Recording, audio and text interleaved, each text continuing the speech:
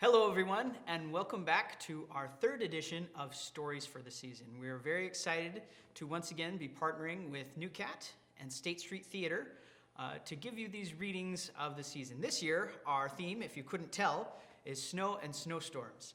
We've got some wonderful fiction readings as well as true readings about storms that happened right here in New Ulm, firsthand accounts and newspaper clippings that we'd like to thank the Brown County Historical Society and their archives for letting us use those, and we hope you enjoy this year's Stories for the Season. In which Pooh and Piglet go hunting and nearly catch a woozle, from Winnie the Pooh by A.A. Milne. The piglet lived in a very grand house in the middle of a beech tree, and the beech tree was in the middle of the forest, and the piglet lived in the middle of the house. Next to his house was a piece of broken board which had Trespassers W on it. When Christopher Robin asked Piglet what it meant, he said it was his grandfather's name and had been in the family for a long time. Christopher Robin said, "You couldn't be called Trespassers W." And Piglet said, "Yes, you could, because his grandfather was. And it was short for Trespassers Will, which was short for Trespassers William. And his grandfather had two names in case he lost one, Trespassers after an uncle and William after Trespassers." "I've got two names," said Christopher Robin carelessly. "Well, there you are. That proves it," said Piglet.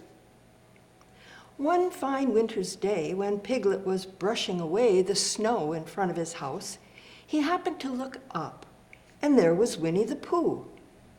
Pooh was walking round and round in a circle, thinking of something else. And when Piglet called to him, he just went on walking.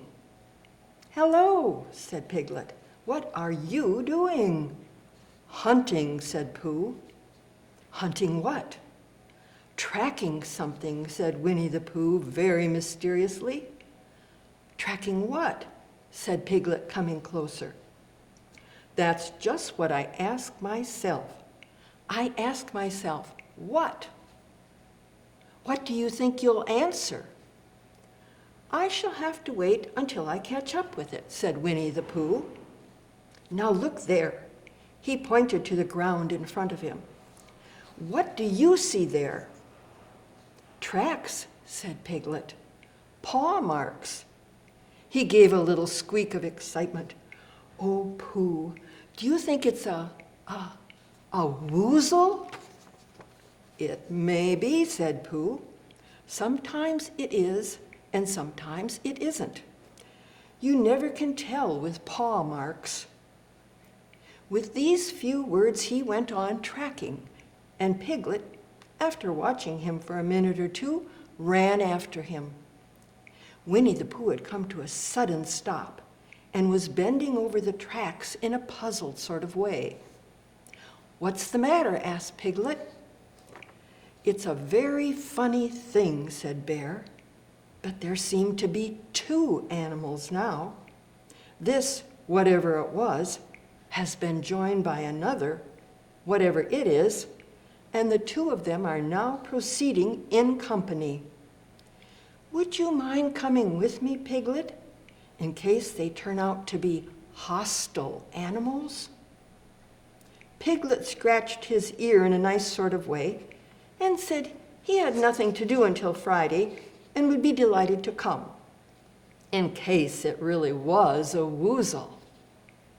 "You mean in case it really is two woozles," said Winnie the Pooh, and Piglet said that, anyhow, he had nothing to do until Friday. So off they went together. There was a small spinney of larch trees just there, and it seemed as if the two woozles, if that is what they were, had been going round this spinney, so round this spinney went Pooh and Piglet after them. Piglet passing the time by telling Pooh that his grandfather, Trespassers W, had done to remove stiffness after tracking, and how his grandfather, Trespassers W., had suffered in his later years from shortness of breath and other matters of interest. And Pooh wondering what a grandfather was like, and if perhaps this was two grandfathers they were after now, and if so, whether he would be allowed to take one home and keep it, and what Christopher Robin would say. And still, the tracks went on in front of them. Suddenly, Winnie the Pooh stopped and pointed excitedly in front of him. "Look!" "What?" said Piglet with a jump. And then, to show he hadn't been frightened, he jumped up and down once or twice more in an exercising sort of way. "The tracks," said Pooh. "A third animal has joined the other two." "Pooh," cried Piglet, "do you think it's another woozle?" "No," said Pooh, "because it makes different marks. It is either two woozles, and one, as it might be, whizzle, or two, as it might be, whizzles, and one, if so it is, woozle. Let us continue to follow them." So they went on, feeling just a little anxious now, in case the three animals in front of them were of hostile intent. And Piglet wished very much that his grandfather T.W. were there instead of elsewhere. And Pooh thought how nice it would be if they met Christopher Robin suddenly, but quite accidentally, and only because he liked Christopher Robin so much.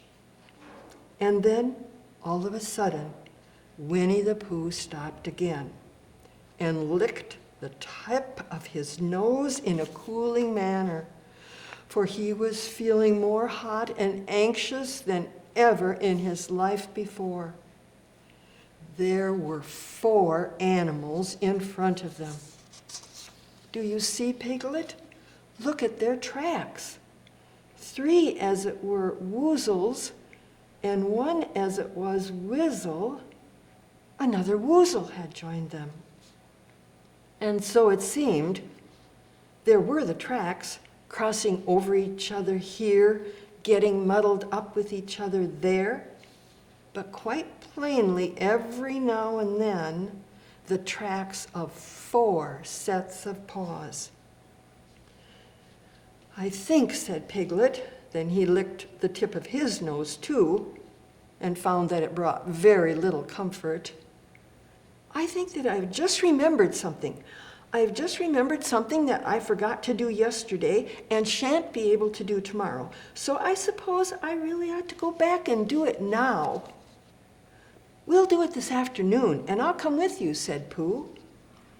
"It isn't the sort of thing you can do in the afternoon," said Piglet quickly. "It's a very particular morning thing that has to be done in the morning, and if possible, between the hours of—" "What would you say the time was?" "About 12, said Winnie the Pooh, looking at the sun. "Between, as I was saying, the hours of 12 and 12:05. So really, dear old Pooh, if you'll excuse me—" "What's that?"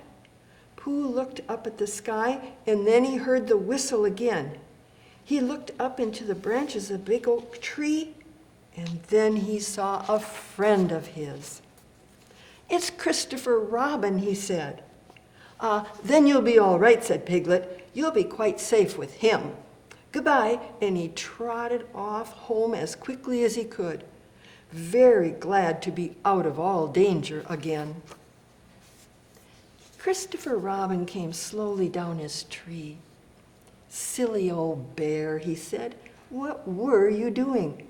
First you went round the spinney twice by yourself, and then Piglet ran after you, and you went around again together. Then you were just going round a 4th time." "Wait a moment," said Winnie the Pooh, holding up his paw. He sat down and thought in the most thoughtful way he could think. Then he lifted his paw into one of the tracks, and then he scratched his nose twice and stood up. "Yes," said Winnie the Pooh. "I see now," said Winnie the Pooh. "I have been foolish and deluded," he said, "and I am a bear of no brain at all." "You're the best bear in all the world," said Christopher Robin soothingly. "Am I?" said Pooh hopefully. Then he brightened up suddenly. "Anyhow," he said, "it's nearly lunchtime." So he went home for it.